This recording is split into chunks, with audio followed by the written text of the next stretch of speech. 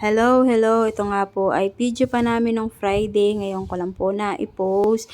Ayan, nag-ayos lang ako ng pambaon ng aking mga bossing. And then, after ko po niya mag-service ng mga bata, ay ako naman po ay naglinis ng 3 kwarto namin sa taas.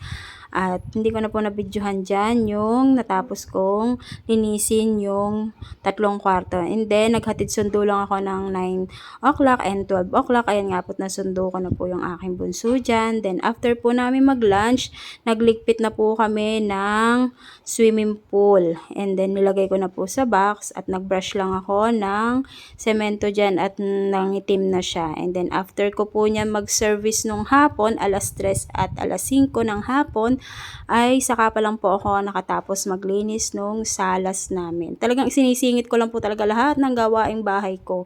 And then, nung hapon nga po, nung dumating ang daddy, ay may dala po siyang ang daming prutas. Ayan. And then, yan, hinugasan ko lang siya. Hanggat maaari talaga po ang daddy ilaging nabili ng prutas.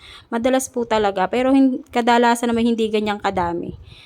Madalang naman yung ganyang kadami. So, yan, isinalansan ko lang po after kong hugasan. Then, nilagay ko na po siya sa ref para matagal masira. Mga 1 linggo po namin yan lalantakan. Thank you for watching!